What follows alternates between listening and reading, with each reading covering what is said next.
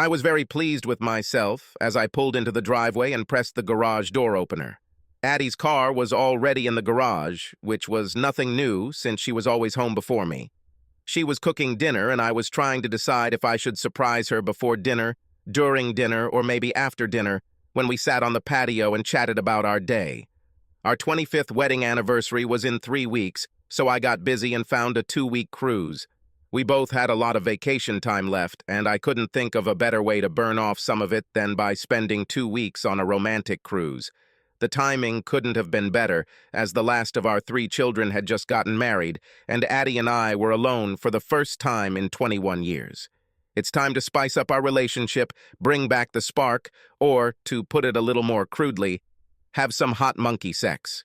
It's not that there's anything missing in our sex life. We still manage to have it on average twice a week. But with kids around, it wasn't the spontaneous sex we had before we became parents. Feedings, and then school activities as the children got older, and then as they got even older, extracurricular activities.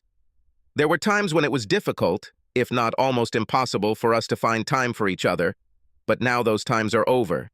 Barry was married and living in California, Marcia had graduated from State University and was working in Atlanta, and Ralph had just married his high school sweetheart, and they were moving to Ohio for a new position that Ralph had been promoted to. Yes, indeed, there is no better time for a romantic cruise. Addie was setting the table when I entered the room. I walked up to her, hugged and kissed her, and then went to take off my work clothes and put on shorts and a t-shirt. Over dinner, Addie told me that she had spoken with Ralph and that he and his fiancée had arrived safely in Akron and were unloading their luggage at their new apartment. Addie said that Susan, Ralph's wife, told her all about the apartment and the area. It looks like they'll be happy there. She put down her fork, took a deep breath, and then asked, "You know that I love you, don't you?" When I smiled at her and said, "Of course I know," alarm bells started ringing in my head.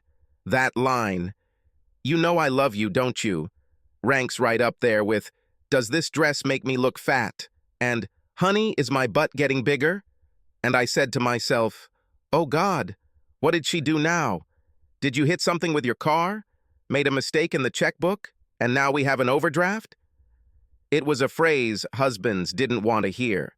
She looked away for a second or so, and then turned to me and said, "Sally wants me to go with her tomorrow evening. Something like a bachelorette party or a party." She bit her lip and then said, "No, Rob, on a date." "Date? What kind of date is this?" "Her boyfriend's cousin is in town visiting and she wants me to go on a date with them." "Sally wants you to go on a date with a guy? Is she crazy or just stupid?" "I told her I would do it." "Did you tell her that you would be dating another man?" "Have you forgotten that you are a married woman, Adelaide?" "No, I haven't forgotten, Rob. I need you to listen to me on this. Listen to me and remember that I love you and want to spend my life with you. All these years that we were married, Rob, and they were wonderful years. I never had a climax. I started to open my mouth, but she raised her hand in a stop gesture and said, "Let me finish. I love making love to you, but I never had a climax. I've read about them and girls I know always talk about them, but I've never had one. I'll be 45 in a month and I want a climax before it's too late." "And you expect me to just go along with this madness? Are you crazy?" "It won't hurt us, Rob. I still love you. It's just something I want to do for myself. It's already hurt us, Adelaide, or at least it's hurt me. 3 weeks until our 25th wedding anniversary, and you finally take the time to tell me that I'm a lousy lover and that I'm no good in the bedroom. Thanks, Adelaide, I really needed this." I stood up and Adelaide asked, "Where are you going? Get out. Please, Rob, And everything she was still going to say was interrupted by the door closing behind me. I drove to Bud's Bar and Grill and sat on a stool at the counter. I told Mavis to get me a beer, and then I sat there, drank it, and reviewed my life up to that point to see if I could come up with something that would alert me that my wife wasn't happy with my performance in bedroom. No matter how hard I tried, I couldn't come up with anything. Neither Adelaide nor I were virgins when we met, and we took to each other like ducklings to water. The lovemaking was full of enthusiasm and satisfaction, and Adelaide always wanted to do more. We had only been dating for a month when Adelaide asked me to move in with her, and then it was sex almost every night, and Adelaide seemed to really enjoy what I did for her. She was so satisfied that 6 months after we started living together, she began hinting at marriage. Based on how well we got along while living together, I thought we would make a strong couple. Until that night, I thought we had a wonderful marriage, and everything changed in less than half an hour. Adelaide told me that I hadn't done my job in over 25 years. It was a damn big blow to my ego, my pride as a man. But the worst thing was that my wife thought so little of me that she thought she could tell me that she was going to date another man and have sex with him, and that I would just sit there and go along with it. "What's going on, Rob?" Mavis asked, placing the 5th beer in front of me. "It's not like you to just sit here and drink, staring into space and peeling labels off beer bottles." "I have bad news tonight, Maeve. I just found out that my marriage has been a joke for over 25 years, and as you can see, the news was devastating to me." "Are you and Addie having problems?" "You could say that, Maeve." I drank the beer in front of me in one gulp, put the bottle on the counter, and then said, "I better get out of here while I can still drive." I didn't go home. I drove to Stevens Point and looked at the lake until I started nodding off, and then I drove home. When I got there, the house was dark. I went to the linen closet in the hallway, grabbed a pillow and blanket, and then lay down on the sofa. This morning, I woke up with a bad taste in my mouth and didn't brush my teeth because I didn't want to make noise to wake Adelaide. I really didn't want to face her that morning.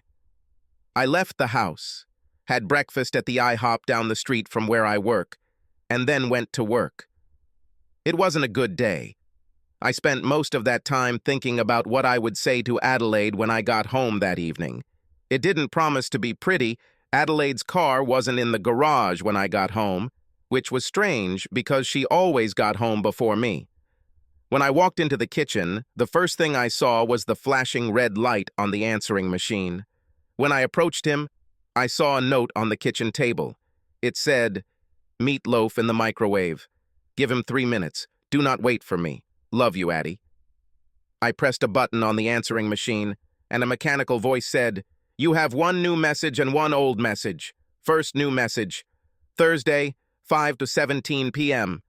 And my sister's voice came to remind me that we were supposed to get together to discuss what we were going to get our mom for her birthday, and the voice said, "End of messages." I pressed the button again, and the voice said, "You have one old message. Thursday, 5 on a.1 p.m.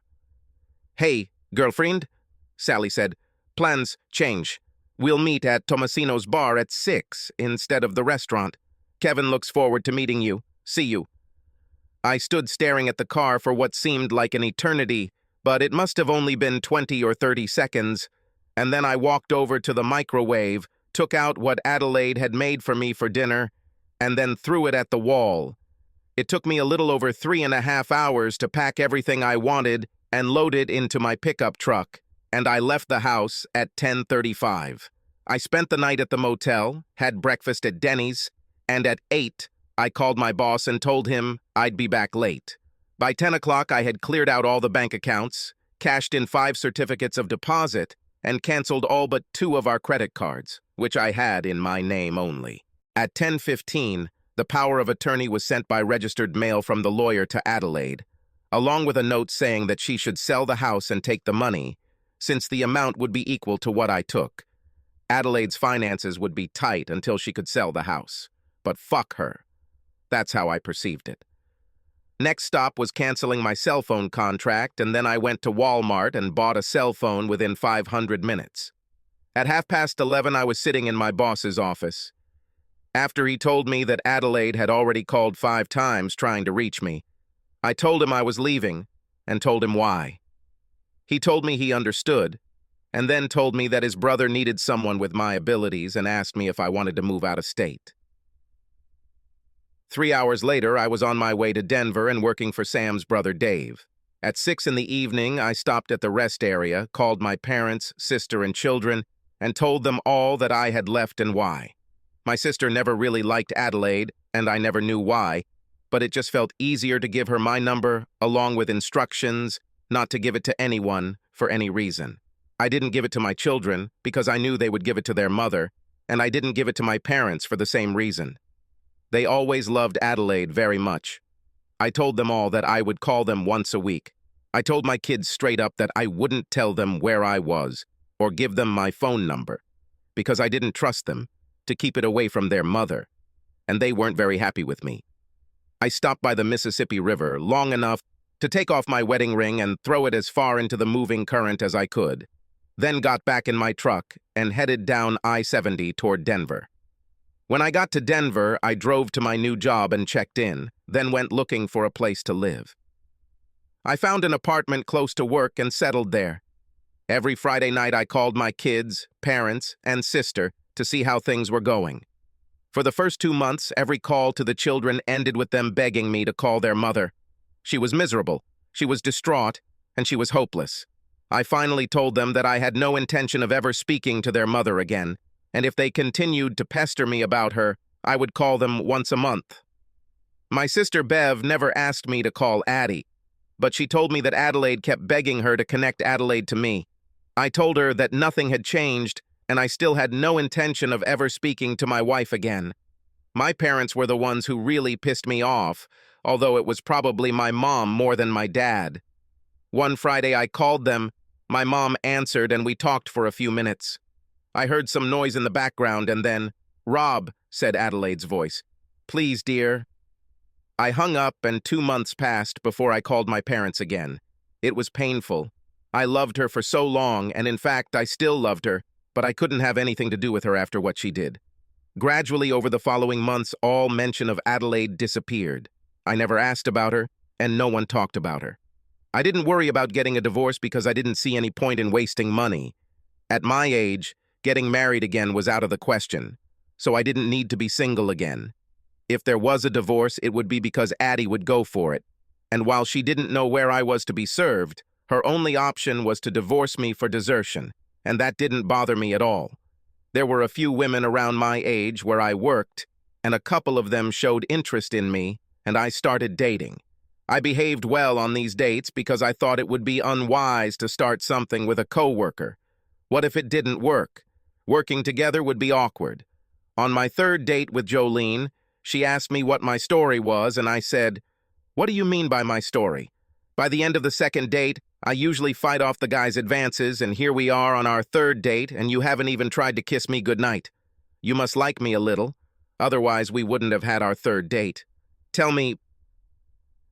I told her about my feelings about workplace romances, and she laughed and said, "Bullshit. In the 10 years I've worked here, I've slept with 4 guys who work with me. Do you see that I have some problems with my colleagues?" As far as I can tell, no. The reason I don't see any of them anymore is because each of them wanted to marry me, and that's not what I'm interested in. I want sex, without serious commitment. And as long as you don't obsess over me and try to get me to marry you, we can play together for as long as you want. When I drove her home that evening, I wanted to kiss her on the cheek, and she grabbed my tie and pulled me towards her. Jolene was the first woman other than Adelaide that I had touched in 25 years, and I had to admit that I was scared. I wasn't scared enough to run away, and I needed to, but I was scared because of how Adelaide made me feel inadequate. I warned Jolene that I might be in a bit of a hurry due to my long, dry spell, and she grinned evilly at me and said, "Then we better hurry up and get it out of the way first." It wasn't as fast as I thought, and my recovery time wasn't that long either. I was making love to Jolene, and at some point she cried out sharply, and her body trembled and shuddered. If this is what the climax was like, then I guess it's probably something I've never seen with my wife. Jolene noticed the way I was looking at her and asked what was wrong. "Nothing," I answered, "but I'm curious. Did you just climax? Did I have a climax? 2 small and 1 large? Why are you so interested?" I told her my story, and she said, "I can tell you about it, lover. The problem must be with her, because it sure as hell isn't with you." She began to caress me, and we set off again. After the 3rd time, I told her that I needed to go so I could get some sleep before getting up for work, and she said, "Shut up, my love. There's nothing I love more than waking up next to a warm man's body and then starting the day right." Jolene's idea to start the day right was to wake me up by caressing my manhood, followed by hot morning sex. She fed me a hearty breakfast, and then we went to work together. It was a great day for me, and I walked around in a fantastic mood. Jolene lifted me out of the hole that Adelaide's comments had driven me into. Her words, plus the image of her actually climaxing, did wonders for me. After that night, Jolene and I started talking regularly. We spent so much time in each other's company and in each other's beds that after about 6 months, I suggested we move in together. Jolene rejected this. The reason I never got married, honey, is because I can't stand living with anyone. I tried this a couple of times, and it just didn't work. I like living alone. Everything is going well for us, so let's just be happy with it. A year has passed, and many changes have occurred. Barry and his wife Nancy had a little girl. Ralph's wife Betsy was expecting a child, and Marcia became engaged. They all wanted to see me, and I wanted to see them.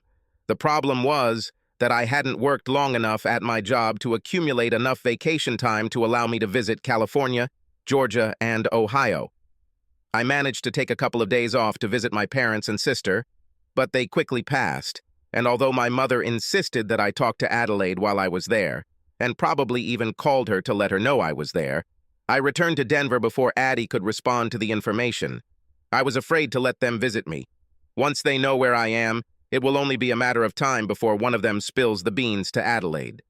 I was trying to figure out what to do when things got out of my control. My sister called me and told me that our parents had died in a car accident. There was no way I could avoid meeting Adelaide at the funeral. She was very close to my mom and dad and will no doubt be at the funeral home and most likely at the wake to be held later at Bev's house. I spent a few hours at the funeral home making arrangements and then went to Bud's bar to calm down a little. Mavis was filling me in on what had been going on since I'd been gone when Adelaide slid onto the stool next to me and said, "Hi, Rob. How are you doing?" "Very good, Addie. How is the search for climaxes going?" Before she could respond, Mavis appeared and Adelaide ordered a vodka tonic. Mavis looked at me and asked, "Total score?" "No. The lady pays for herself." Adelaide flinched at this and then said to me, "There was no sex." Good old Kevin, not able to get the job done the first time. "There was no Kevin, Rob. I didn't go through this. If you would let me talk to you, I would be able to tell you this. I wouldn't believe you, so there was no point in talking to you." "It's true, Rob. Nothing happened." "That's how it was, Adelaide. It took me just over 4 hours to load my truck and get ready to leave. According to Sally's post, you met her and your fuck toy at 6. If you came back to the house by 7 and said you were home because you just couldn't get through it, I might, just might, believe you, but there was no way, no fucking way, for me to believe you. If you were gone for 3 or more hours, and you were already gone for more than 4 when I left. Even if I believed you, it wouldn't change anything. Our relationship had already died the night you told me what you were going to do. You didn't even have to have sex with Kevin to end our marriage, because by the time you met him, our marriage was over. You ruined our marriage when you told me what you really thought about me." "What are you talking about, Rob?" "You know exactly what I'm talking about, Adelaide." "No, I don't know. You showed me how little you thought about me when you told me what you were going to do, and then expected me to just sit quietly.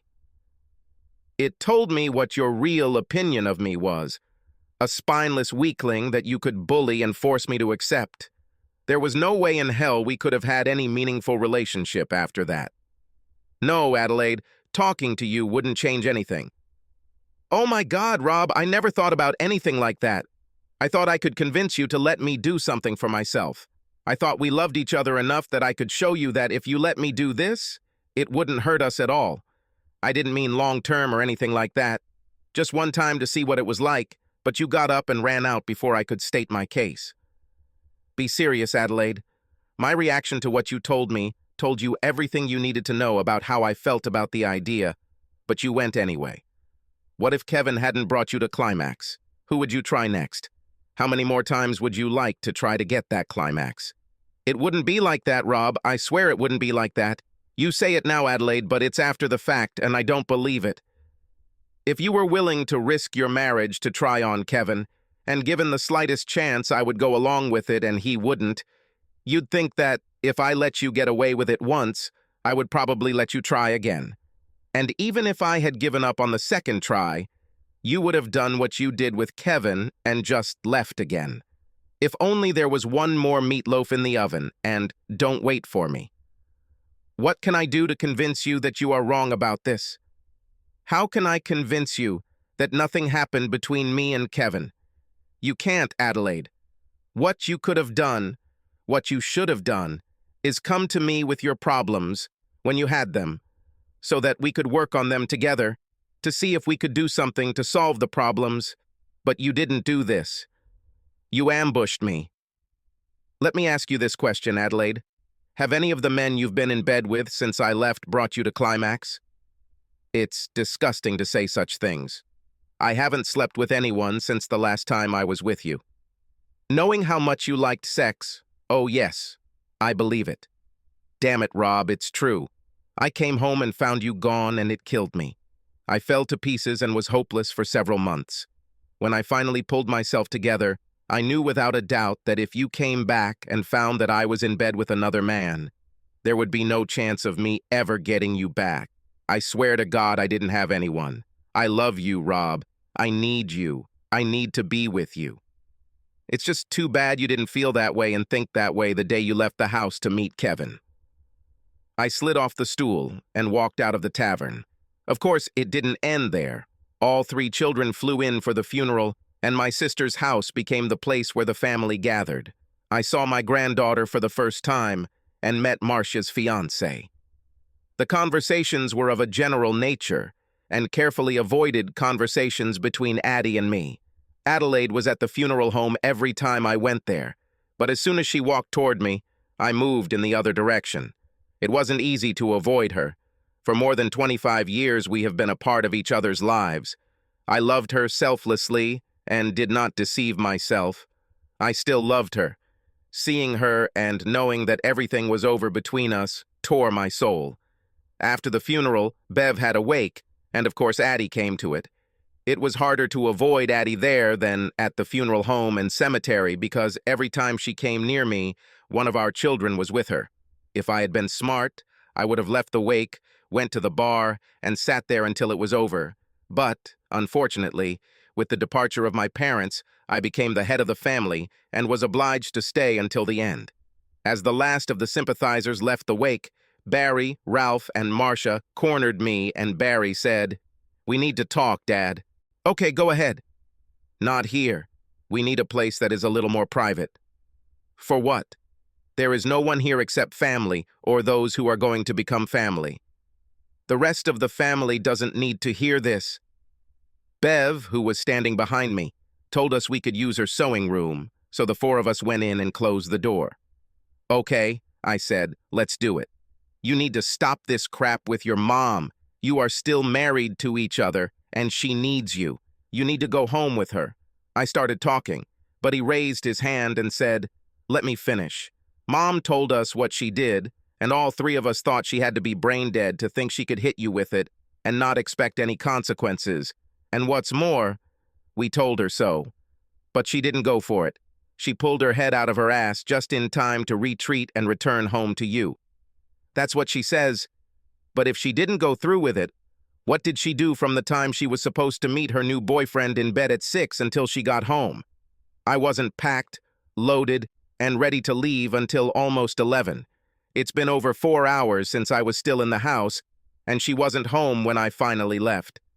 There is no way I can be sure that nothing happened during those hours, but it does not matter. As I told her the last time we spoke, our marriage ended when she told me what she was going to do.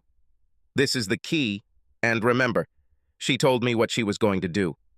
Forget the blow to my ego, my male pride. Our marriage collapsed when she told me how low she really thought of me.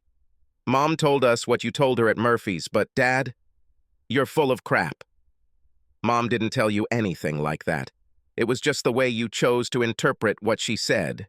You were angry with her from the very beginning when she told you that she never had a climax. You took this as a blow to your manhood and moved on. Why the hell didn't you look her in the eye and tell her maybe it wasn't your fault? Why did you just put up with it? Why didn't you fight back instead of running away in anger? Why the hell did you let 5 minutes ruin a 25-year marriage? It was a wonderful marriage. We all knew this. You knew that. Mom just listened to a bunch of girlfriends and let what they told her make her stupid. Marcia entered the conversation. You were a little brainless yourself, Dad. The father I grew up with would look my mother in the eye and say, "Fuck you. It will be over my dead body." And then he would attack the problem. I looked at my youngest. Are you going to jump on me too, Ralph? It is not necessary. All I'd like to do is say what Barry and Marcia have already said, except I might put a little more emphasis on what Marcia said. The father who raised me would not have run away. He would have fought back. Well, I'm sorry that I disappointed you all so much, but nothing has changed. You weren't there when your mother looked me straight in the eyes and told me she was going on a date with another man to see if he could bring her to climax. She didn't get nervous, didn't stutter, and didn't look away from me. She calmly and thoughtfully told me that she was going to have sex with another man. To answer the question why I did not resist, I will simply say that at that moment I didn't want this. If she could do this to me after 25 years, then, as far as I understood, I had nothing to fight for. Frankly, at that moment I didn't want to look at your mother anymore. I didn't run away, as you so elegantly put it, in a rage. Your mother ruined our marriage, and there was no point in staying here with her anymore. And there could be no solution to the problem because as soon as your mother went on that date, in my mind she became an unfaithful slut.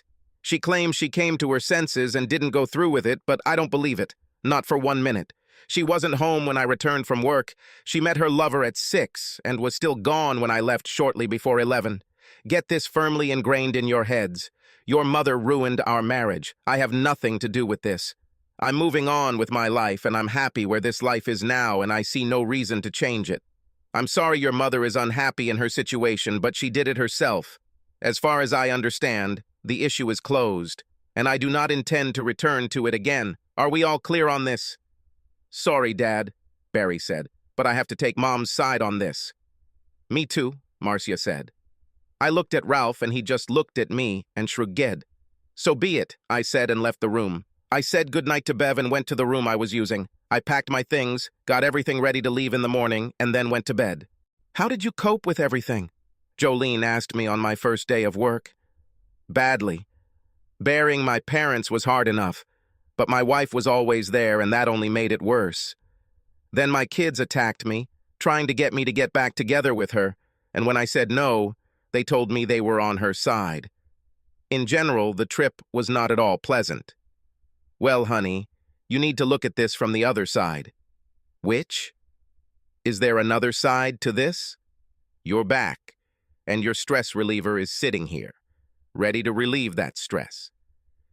She relieved my stress several times that evening after work and then did everything she could to relieve that stress for the rest of the week. And I was glad to be able to say she got the job done.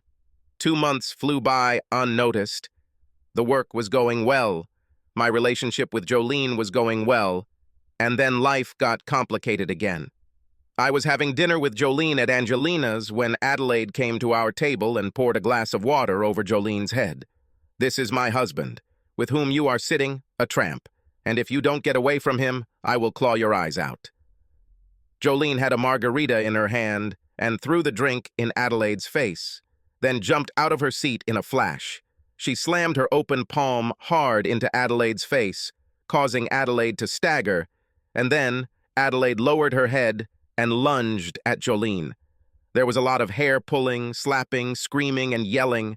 It took 3 of us to separate them, and when that was done, Andre, the head waiter, politely but firmly asked us to leave. No problem, Andre, just hold her, I said, pointing at Adelaide, until we leave.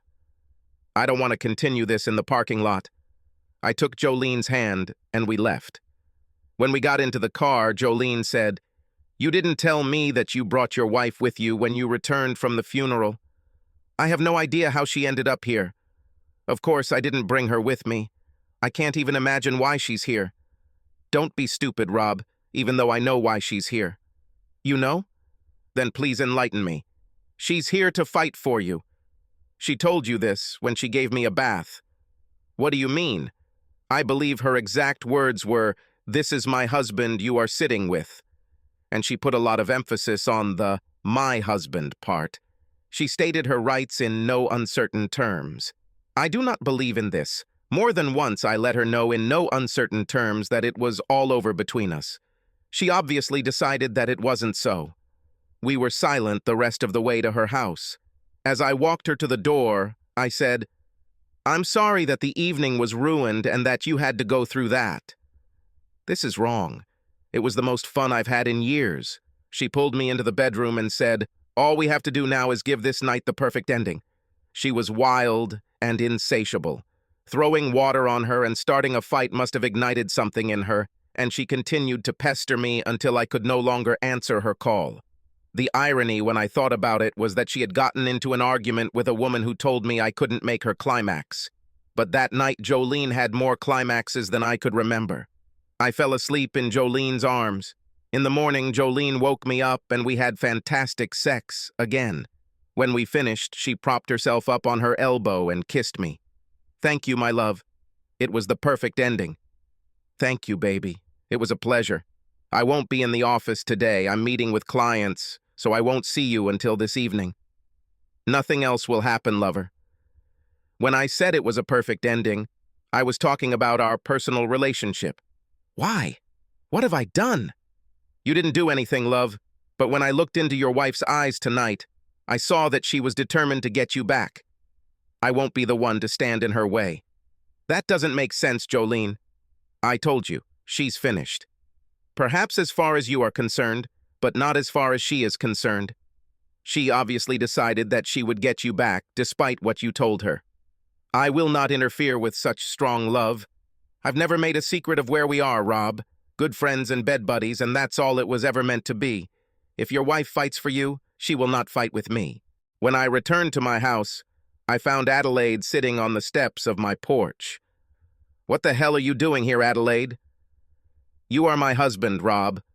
Where are you going and all that stuff?" "How did you find me?" "While you were at Bev's, Marcia snuck into your room while you were showering and took the information from your driver's license. And by the way, you should really call your kids. They need to hear from you from time to time. They made their choice at the funeral and they can live with it, but why did you bother coming here?" "I told you exactly how I feel about what happened.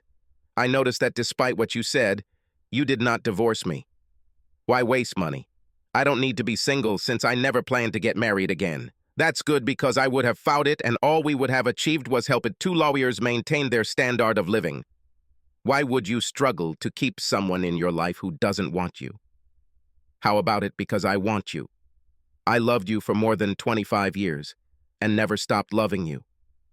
Okay, maybe I was being stupid when I thought that with 25 wonderful years tying us together, you would give me a little leeway in what I wanted to try. After all, it was just supposed to be sex. There would be no romance, and it would only happen once. If it hadn't brought me to climax 2, I would have decided that I was the problem.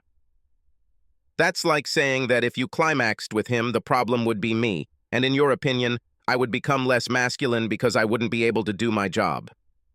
What if the climax was so wonderful that you just had to experience more of it? What then? I thought about these things, Rob, and that's part of the reason I never went through it. Call me naive or just plain stupid, but I honestly thought I could convince you to let me try it once and that it wouldn't hurt us. When I met Kevin, he was nice enough, but I got the feeling he thought I was just some married tramp having a good time and cheating on her husband. As the evening wore on, the thought kept lingering in my mind, and I finally realized that cheating on you is exactly what I would do if I went through with it. If you had said okay when I brought it up, it wouldn't have been cheating, but you didn't say okay. You just ran out of the house. I couldn't go through with it. When the dinner, drinks, and dancing were over, Sally suggested we all go to her house, and I told them I would meet them there, but I got in the car and drove straight home. I got there at 10:45, but you weren't there. I saw the sauce on the wall and the dinner I left for you on the floor. I thought you must have gone to the bar, so I sat down and waited for you to come home. When you weren't home at 3:30, I got up to go to bed. And that's when I noticed that your things were missing. I was blown to pieces. I did nothing but drink and dance that night, Rob. And I haven't had a man since the last time you and I made love. The problem is that I don't believe you, Adelaide. I'm ready to take a lie detector test, Rob. If you can find someone to do it, I'll even inject my arm with truth serum. And that leaves only two things. Complete nonsense because I thought you were a weakling, and that you were less of a man because you never drove me crazy until the climax.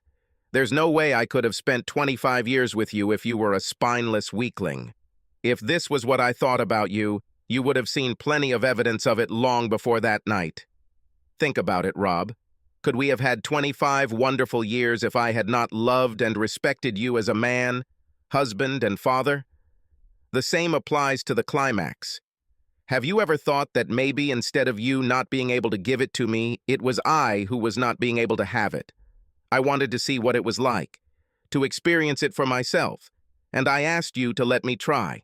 I never once said that you were not courageous enough or that you lacked something. I just said that I never had one. Now I understand that it was an idiotic thing to do, but I was sure that in 25 years you would understand that I loved you and did not humiliate you. I love you, Rob. I need you. Please, Rob, please let me back into your life. My life is here now, Adelaide. Like mine, Rob. I quit my job, put my house on the market, and moved here. There was no way I could bring you back from 900 miles away. I looked at her for a few seconds and then said, I'm not promising anything, Adelaide, but maybe we can date for a while and see what happens. She rushed to me and started crying. You won't regret it, Rob. I promise you that you won't regret it. We met once or twice a week for about a month, and then it was 3 or 4 times a week. 4 months later, Addie moved in with me, and 5 months later, it was as if nothing had happened. She seemed to have made it her life's work to pamper me. We made love 4 and 5 times a week, and although I never brought her to climax, it was never mentioned. My relationship with my children is still a little strained. I'm not at all happy that they sided with their mother. I didn't expect them to side with me, but I at least expected them to remain neutral. Jolene and I are still good friends, and at our company picnic, she walked up to Addie and told her she was glad we were back together. They hit it off and started having lunch together a couple times a month. We even go dancing from time to time with Jolene and whoever happens to be her current bed buddy. It was one of those nights when I was dancing with Jolene and she said, "Are you glad I kicked you out of my bed?" Very. I knew it was right. She's obviously good for you. You've become much calmer since you got back to her. Adelaide. I watched Rob dance with Jolene and thanked God for the 1,000th time that my gamble had paid off. I prayed that Rob wouldn't accept my offer to take a lie detector test. There was no way in hell I could have gone through with it because that night I went to bed with Kevin and we had sex 3 times before I got home at 2:30 in the morning to find Rob gone. Kevin didn't bring me to climax, nor did most of the dozen or so others who followed him. 2 of them were good, and while I enjoyed them, they couldn't replace the love I received from Rob on a regular basis. A 1.5 years wasted looking for something that had already been found once turned out to be not worth the search costs. When the music ended, I saw Jolene lean over and kiss Rob on the cheek, and as they walked back to the table, I thought how lucky I was that she was the woman she was. If she was the type who wanted to get married, I definitely wouldn't bring Rob back. But I did get him back, and it would be a cold day in hell before I let him go again. Subscribe to our channel so that your second chaff doesn't cheat on you, and go ahead and listen to the next story, because this story is nothing compared to the next one. If you're under 18, don't even think about listening to the next one.